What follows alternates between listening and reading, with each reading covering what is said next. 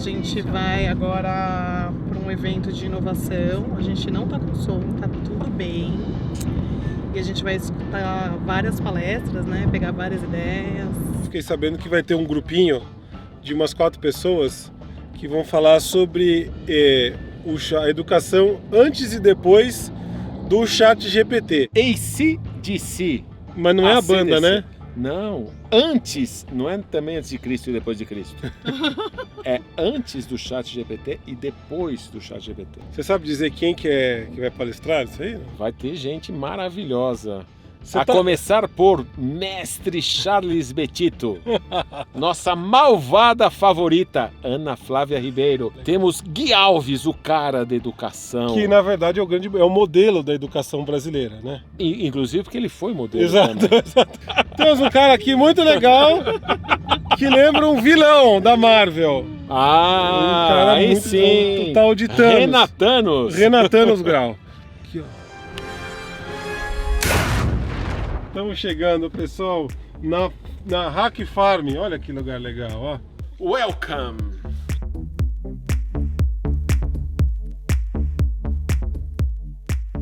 A gente amanhã vai ter um painel aqui sobre educação antes e depois do ChatGPT. A gente vai trazer bastante provocação dentro do espírito do Trends News, que é o espírito de trazer realmente o que está rolando de insight, de novidade, tudo relacionado à transformação digital, com as opiniões dos especialistas. Então eu vou ali equilibrar os pratos, gerar alguns insights sob o ponto de vista tecnológico. Você, Charles Betito, vai falar de educação executiva, de tudo que você está vendo do impacto, seja do ChatGPT, de inteligência artificial na educação executiva. Gui Alves, a mesma coisa na educação das crianças, né, que ele trabalha muito bem de uma maneira muito inovadora com o Explore. E a gente tem a nossa malvada favorita, Ana Flávia, que está vindo diretamente do Fashion Week, né?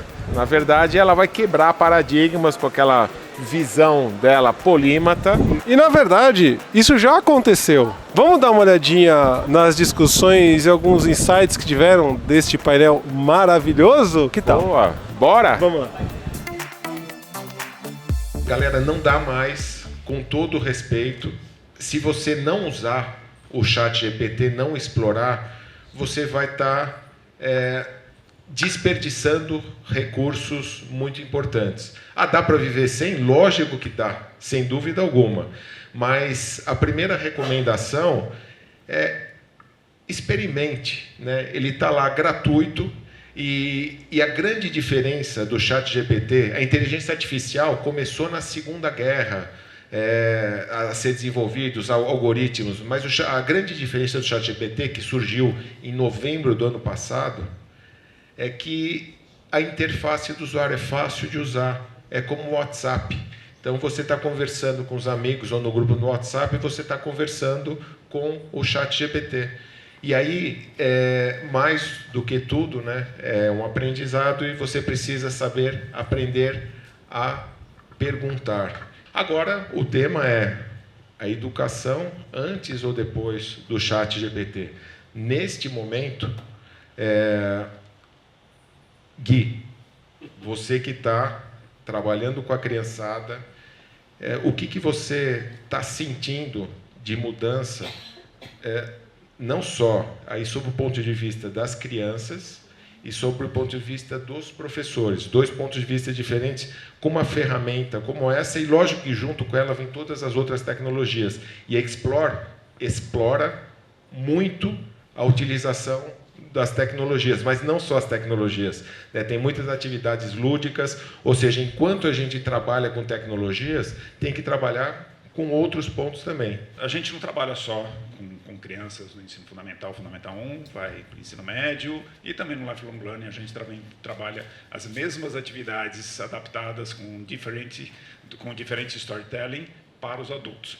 Então, a gente vê que tem muita gente preocupado com esse processo da inteligência artificial, mas que precisa, infelizmente, se aproximar. Eu lembro que quando o WhatsApp começou, eu falei, eu não quero ficar escravo desse negócio, eu não quero entrar, só vou entrar tal horário, querem falar comigo, eu só vou responder tal hora. Não tem jeito, a gente vai entrando e tendo que participar das coisas.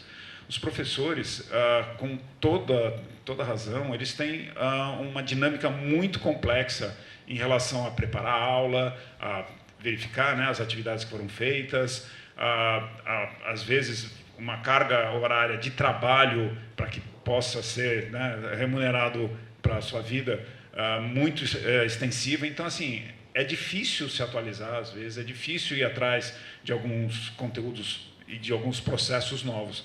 Então, a carreira do professor, principalmente no Brasil, ela é extremamente delicada para novos paradigmas e novos momentos. Mas isso não é só no Brasil. Nos Estados Unidos, para vocês terem uma ideia, um grupo de estudantes de Stanford, os estudantes fizeram a curadoria e proporam um evento online para professores. Eles trouxeram professores de Harvard, trouxeram pessoal da Lego, da Khan Academy, para fazer palestra, trouxeram o pessoal da OpenAI, para que professores entendam aquele momento, o que estava acontecendo, e também entendessem a visão deles, estudantes, sobre esse momento. Então, é super importante que o professor abra o olho e tente se aproximar, como o Grau falou, né, entrar no ChatGPT e começar a explorar é super fácil, e ao longo do tempo você vai querer produzir mais. Plano de aula, avaliações, um monte de coisa que pode te ajudar a evoluir dentro deste cenário e ajudar como um assistente de fato. Tem o OpenAI, né, o ChatGPT do OpenAI, e há algumas semanas foi lançado o Merlin Mind. Merlin Mind é um software, mas também com uma parte de hardware, que é instalado como se fosse um home theater / Alexa na sala de aula, onde o professor conversa com a inteligência artificial e ela aplica na tela interativa o que ele quer. Então, se ele tem um arquivo, uma apresentação, ele fala, né, Merlin, abra o meu arquivo, né, do meu Google Docs, do meu iDrive, não sei, abra aquele arquivo tal, ele abre a apresentação. Faça uma relação disso com tal coisa, ele abre esse texto. Ele já dá embaixo sugestões de próximos passos, ou para quem, o pessoal que está lá no fundão bagunçando, mas se interessou, mas está muito lento, pô, ali tem uma coisa mais interessante para eu continuar, eu já vou continuando fazendo as outras coisas, enquanto os outros alunos ainda estão assimilando que eu sou um pouco mais rápido. Então, assim, existem ferramentas que vão ajudar o professor nesse processo.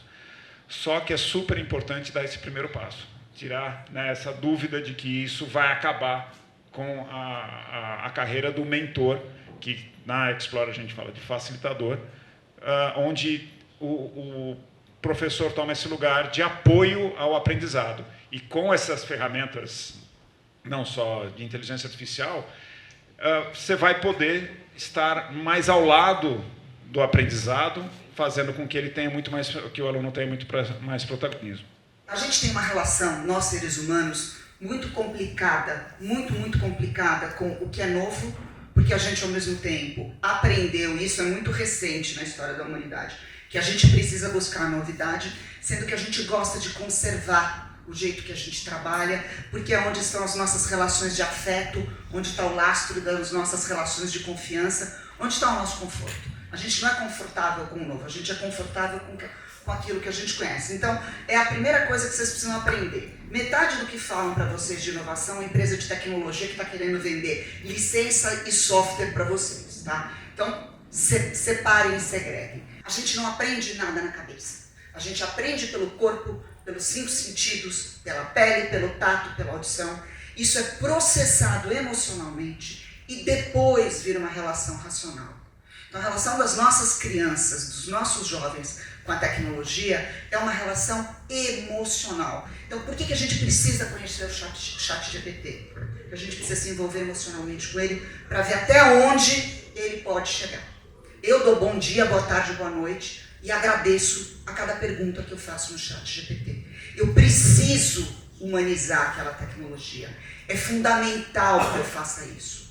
By the way, se eu sou de uma empresa, quanto mais o meu consumidor dá bom dia, boa tarde, boa noite para a minha inteligência artificial, mais uma relação emocional vai estar sendo construída. Então é até meio perverso o negócio do jeito como ele está sendo construído. A gente precisa olhar para a tecnologia, isso é óbvio, né? Eu lembro de uma história de um mestre tibetano, eu estudei com gente diferente, tá, pessoal? E aí, é uma coisa bem interessante, porque na década de 70, o que esse mestre fez, né? Ele pegou um monte de hippie, na época, tava num retiro e tal, um pessoal muito paz e amor, contra a guerra, aquela coisa toda, e ele chegou para os caras e falou assim, gente, vamos lá que a gente vai fazer uma prática no meio da floresta, lá no Canadá. E aí o pessoal chegou, toda aquela ripongada assim, e tinha uma mesa com um monte de arma e uns alvos. Falou, a gente vai aprender a atirar. Ele falou para as pessoas. Aí aquela galera falou assim, não, Rinpoche, você tá louco, né? Rinpoche é como você chama o mestre tibetano lá. Isso aqui é ruim, a gente não pode, né, mexer com isso. Aí ele virou, e essa é a lição da história, né? Ele virou e falou assim, vocês não querem tornar o mundo um lugar melhor? Então vocês têm que tocar a loucura. Vocês têm que entender a loucura do mundo.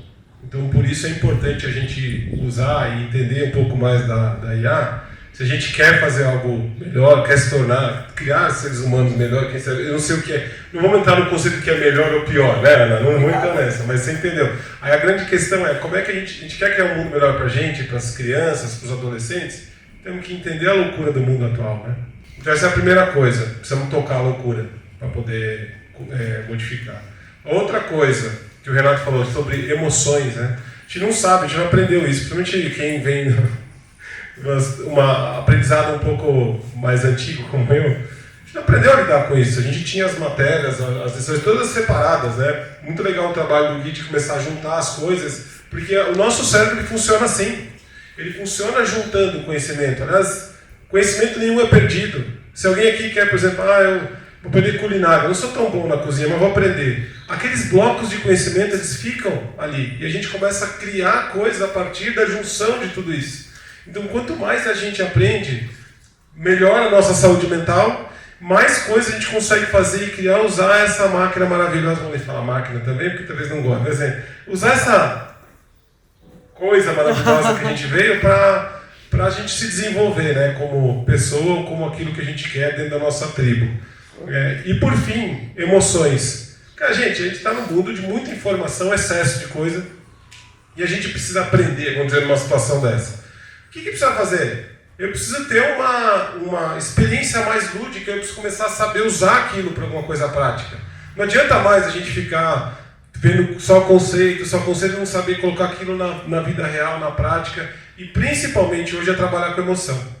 Aí você mas parece a coisa de, meio hippie e tal. Hoje as pessoas estão aceitando isso, não vou usar esse termo, mas, enfim, a gente precisa de fato aprender a usar esse poder imenso da mente, porque hoje, por exemplo, a mente cognitiva processa pouquíssimo perto do resto do cérebro que está processando as emoções ali. Quanto mais a gente aprender a usar isso, mais fácil é a gente tocar esse potencial enorme que a gente tem e vai usar a tecnologia para algo que vai nos ajudar a potencializar aquilo que a gente tem, ao invés de tentar potencializar a nossa preguiça, né?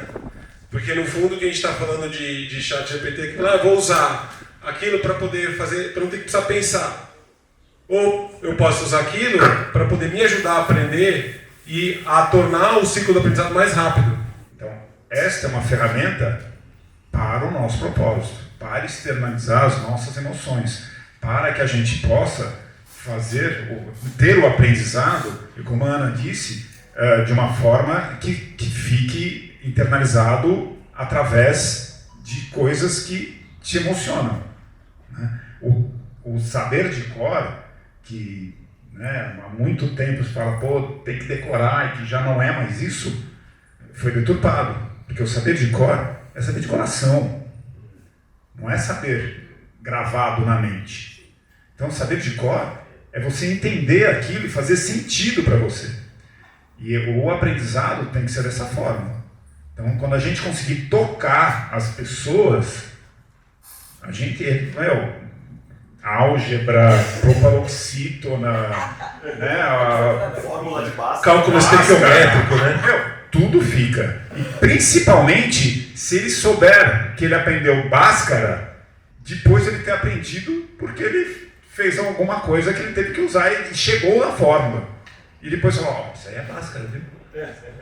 Mudou a vida, muda a vida das pessoas. Porque o propósito antes era a gente decorar a matéria para passar na prova. Exatamente. Passou na prova, você esquece. A mente funciona assim, você abre um ciclo, aquele ciclo fica aberto, a hora que você fecha o ciclo, acabou. Acabou a informação, você não precisa mais dela, tchau, né?